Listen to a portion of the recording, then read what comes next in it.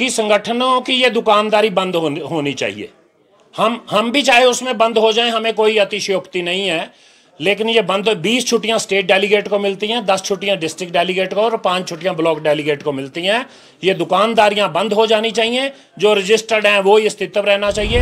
संगठन डिवाइड हो जाता है, सरकार भी चाहती है कि डिवाइड, वो अंग्रेजों वाली राजनीति, डिवाइड एंड रूल, हम भी उसी के जो हैं शिकार हो चुके हैं। आप देख रहे होंगे एनजीओ भी 2 गुट दावा कर रहे हैं, त्रिलोक जी भी दावा करते हैं, प्रदीप जी भी, लेकिन सरकार ने किसी को भी मान्यता नहीं दी। मुझे डाउट है कि वीरेंद्र चौहान ने जो रजिस्ट्रेशन सर्टिफिकेट है वो जानबूझ करके गायब किया है। तो मुझे लगता है कहीं ना कहीं इसमें साजिश है।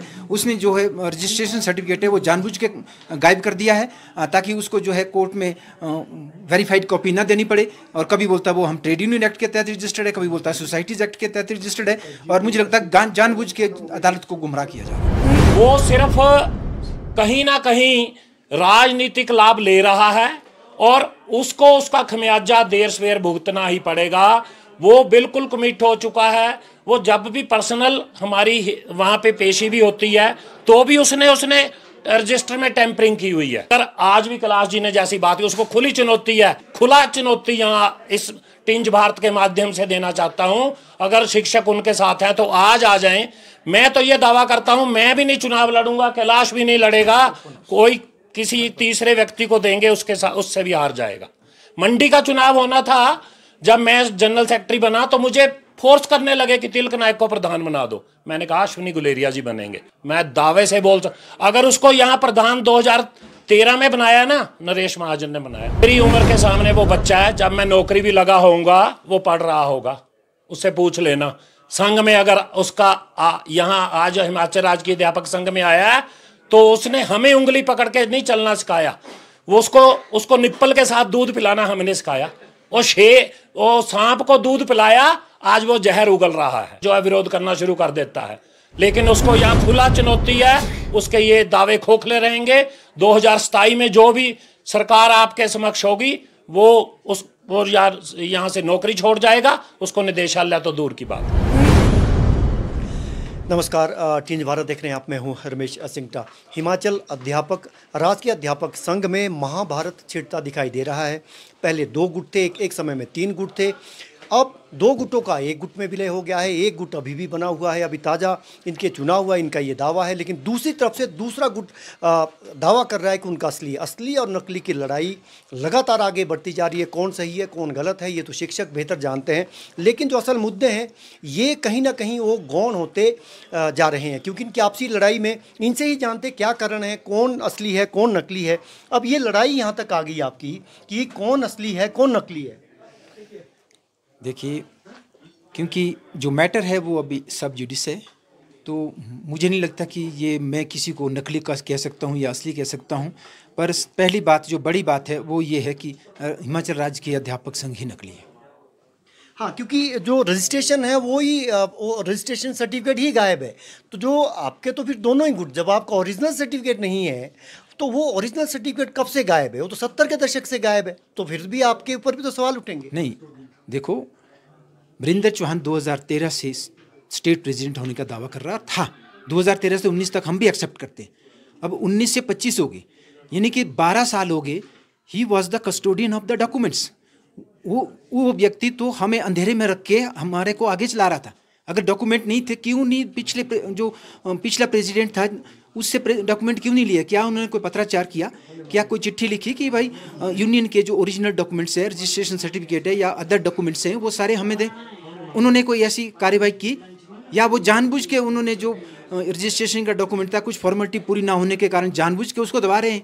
हमें तो इस बात की भी शंका है। तो आप तो उनके साथ ही थे, उन्हीं की कार्यकारिणी में थे। हम उनकी कार्यकारिणी में थे, लेकिन जरूरी नहीं कि मैं जिसकी कार्यकारिणी में हूँ, जो नरोत्तम जी को डॉक्यूमेंट आएंगे ये मुझे दिखाएं, ये ना मेरा राइट है कि मैं उनसे डॉक्यूमेंट मांगूं। मैं था उनके साथ, मैं मानता हूँ वो, तभी तो मैं कह रहा हूँ कि वो हमें अंधेरे में रख के चल रही थी। अगर ऐसे में हम कोई ऐसी बड़ी कार्रवाई करते और सरकार कोई एक्शन लेती तो हमें कौन बचाता? आप खुद बताइए। जब हम रजिस्टर्ड ही नहीं है, किसी हमारे पीछे कोई लीगल एंटिटी नहीं है, तो हम कैसे डिफेंड करेंगे अपने? आपके पास आते हैं, पहले अध्यक्ष के पास चलते हैं, क्योंकि वो वीरेंद्र चौहान ये कह रहे हैं कि आपके जो नई कार्यकारिणी बनी है वो असंवैधानिक है। हम नहीं कह रहे हैं, इलीगल है, अवैध है। मैं आपको बताना चाहूँगा कि ये चुनाव हमारा 2022 से हमारा ये चुनाव 22 में होना था। उससे पहले की गतिविधियाँ आप उससे रूबरू पहले ही हैं। तो 2022 से लेकर ये गतिरोध हमारा चल रहा है। तो जैसे ही हमने ये चुनाव करवाना चाहा तो वीरेंद्र चौहान जी ने जो है हमें स्टे ऑर्डर चुनाव के समय दे दिए। उसके बाद ये कोर्ट मैटर हमारा चलता रहा, लेकिन अभी लास्ट में वो जब अपने इस केस में हार गए हैं तो अभी उन्होंने हमें उसमें जो है हाई कोर्ट में वो अभी दोबारा अपनी प्ली लेने रीट करने गए हैं। तो हमें जो है कोर्ट से रिलीफ मिला है। तो उस रिलीफ के दौरान हमने जो है हिमाचल राज्य के अध्यापक संघ का जो है ये प्रदेश चुनाव नालागढ़ में संपन्न करवाया है। तो ये चुनाव आप क्या कह रहे हैं कि आपके चुनाव बिल्कुल संवैधानिक है? बिल्कुल सर, हमारे 2019 से लेकर जैसा कि अभी कैलाश ठाकुर जी ने बताया कि ये चुनाव जो है 2012-13 से वही प्रधान बने हुए थे, वही प्रधान उनके पास ही सारे डॉक्यूमेंट्स थे। तो मैं पहले ही कहा कि वह एक सुभव नेता है, ठीक है। वो खुद को आज संगठन के लोग हैं सारा हिमाचल प्रदेश के अध्यापक हमारे साथ हैं। तो हम तो ये कहेंगे कि जिसके साथ मास है तो वही अध्यापक संघ का। चलिए आपके पास भी आएंगे। ये नरेश महाजन जी, आप ही अध्यक्ष भी रहे हैं। आपने एक FIR वीरेंद्र चौहान के खिलाफ गबन की दर्ज करवाई थी। पहले तो उसमें क्या डोलमेंट हुई? पहले तो सही थे, आज वो गलत हो गए। ना वो सही पहले थे, ना वो आज हैं। हाँ, मैं भी 2013 से 16 में उनके साथ था। किसी व्यक्ति विशेष के पास साथ रहते हैं तो ही पता लगता है वो सही है या गलत है। मैं आप सब लोगों को भी स्पष्ट कर देना चाहता हूँ, वो यूनियन के पैसे का इतना दुरुपयोग करता है। हमारे मंडी के जिला प्रधान अश्विनी गुलेरिया जी के पिताजी की मृत्यु हुई और वो वहाँ पे यहाँ से शोक प्रकट करने जाते हैं, उसमें भी संघ का 5,000 रुपये का खर्चा दिखाते हैं। मैं आपको एक्सपेंडिचर स्टेटमेंट दिखा सकता हूँ। उसके बाद एक ज्वाइंट खाता जैसे कैलाश जी ने बताया होता है प्रधान और कैशियर के नाम से। उन्होंने देखा कि ये पैसे, इसके ऊपर स्टे लग गया। उन्होंने एक भट्ठा कुफर में अलग अकाउंट खोल दिया और 9 लाख की ट्रांजैक्शन वहाँ कर दी और 18 लाख का गबन कर चुके हैं। उसी के अगेंस्ट FIR हुई है। वो सिर्फ कहीं ना कहीं राजनीतिक लाभ ले रहा है और उसको उसका खमियाजा देर सवेर भुगतना ही पड़ेगा। वो बिल्कुल कमिट हो चुका है। वो जब भी पर्सनल हमारी वहाँ पे पेशी भी होती है तो भी उसने रजिस्टर में टेम्परिंग की हुई है। आप देख सकते हैं, मेरी पर्सनल ढली थाना में मुझे बुलाया गया उसके लिए। उसने टेम्परिंग जहाँ एंड में एक लाइन लिख दिया कि यहाँ पे 20,000 खर्च हुआ, या वो सिर्फ उसकी लिखाई है। तो कहते हैं अगर उन्होंने टेम्परिंग की तो पुलिस ने तुमको कोई गिरफ्तार नहीं किया, कोई चार्जशीट? पुलिस गिरफ्तार नहीं करती है। पुलिस, मैं बता दूं, मैं फिर बार बार बोल रहा हूं, वो राजनीतिक लाभ ले रहे हैं। 2019 में अगर हमारे चुनाव हुए थे तो हमारे में सरकार ने ऑब्जर्वर लगाए। वो बताए कि हमारे मठानी में ऑब्जर्वर लगने के बाद, जिसमें मुश्ताक मोहम्मद जी लगे, संजीव महाजन जी लगे और हमीरपुर के एक सुप्रिटेंडेंट लगे। इनके चुनाव में यहाँ भट्टा कुफर में कौन ऑब्जर्वर लगाया? कहीं भी खड़ा नहीं होता। मैं बार बार बोल रहा हूँ, ना ही उसके पास, अगर आज भी कैलाश जी ने जैसी बात की, उसको खुली चुनौती है, आज भी हमारे बीच में आ जाए, चुनाव लड़ ले। अगर वो भारी मतों से नहीं हार जाएगा तो हम उसको प्रधान मान लेंगे, जीत जाएगा। आ जाए एक बार। बोल रहे कि शिक्षक उनके साथ ही, उनका दावा? शिक्षक उनके साथ ही रहते हैं, उनके साथ शिक्षक हमेशा होते हैं। और मैं ये कहूँगा कि शिक्षक उनके साथ, मैं तो खुला चुनौती यहाँ इस टिंज भारत के माध्यम से देना चाहता हूँ, अगर शिक्षक उनके साथ हैं तो आज आ जाएं। मैं तो ये दावा करता हूँ, मैं भी नहीं चुनाव लड़ूंगा, कैलाश भी नहीं लड़ेगा, कोई किसी तीसरे व्यक्ति को देंगे, उसके साथ उससे भी हार जाएगा। मंडी का चुनाव होना था, जब मैं जनरल सेक्रेटरी बना तो मुझे फोर्स करने लगे कि तिलक नायक को प्रधान बना दो। मैंने कहा अश्विनी गुलेरिया जी बनेंगे। बोले नहीं ऐसा नहीं होगा। वो लिंगर ऑन किए 2 महीने, रात को आए, मेरे घर में भी ठहरे, मैंने तिथि स्वीकार भी किया उनका। सुबह चुनाव होना था, कहते, मैंने बोला चौहान जी खुली चुनौती है, मंडी जिला आप राज्य प्रधान है, मंडी का चुनाव अश्विनी गुलेरिया से ही लड़ जाओ, तब भी हार जाएंगे। मैं दावे से बोल सकता, अगर उसको यहाँ प्रधान 2013 में बनाया ना, नरेश महाजन ने बनाया, डिडवी टिक्कर में प्यारू राम संख्यान जी का और घुमारमी में विरोध किया था और मंडी जिला 70 डेलीगेट के साथ उसके साथ आया था, आज वो प्रधान नहीं होता। सुंदरनगर में दूसरा चुनाव हुआ, मैं खुद चुनाव लड़ता तो वो वहाँ जो है औंधे मुंह गिर जाता, लेकिन हमने कभी गिरदारी नहीं की। आज बोलता कि उंगली पकड़ी। मैं और कैलाश ने उसको आज पिछले कल मैं सोशल मीडिया में देख रहा कि था, आप लोगों को उन्होंने सिखाया, वो वो हमारा लगता अरे था वो जी, बच्चा- ये सारे वो सारे बच्चा- डॉक्यूमेंटेशन रात को 2-2 बजे तक मैं जागता था। मेरी उम्र के सामने वो बच्चा है, जब मैं नौकरी भी लगा होऊंगा वो पढ़ रहा होगा, उससे पूछ लेना। संघ में अगर उसका यहाँ आज हिमाचल राज्य के अध्यापक संघ में आया है तो उसने हमें उंगली पकड़ के नहीं चलना सिखाया, वो उसको निप्पल के साथ दूध पिलाना हमने सिखाया। वो सांप को दूध पिलाया, आज वो जहर उगल रहा है। मैं आप लोगों को बता दूं, वो ऐसा सांप है, अभी देखना 3 साल 3.5 साल वो सरकार के गुण गाएगा, जब उसको पता लगेगा कि यहाँ पे वो सरकार का जो है विरोध करना शुरू कर देता है। लेकिन उसको यहाँ खुला चुनौती है, उसके ये दावे खोखले रहेंगे। 2027 में जो भी सरकार आपके समक्ष होगी वो यहाँ से नौकरी छोड़ जाएगा, उसको निदेशालय तो दूर की बात है। अब क्रम मुद्दों पे आते हैं, आपके प्रमुख मुद्दे क्या है, क्योंकि वो मुद्दे सरकार के सामने प्रमुखता से उठ नहीं पा रहे हैं।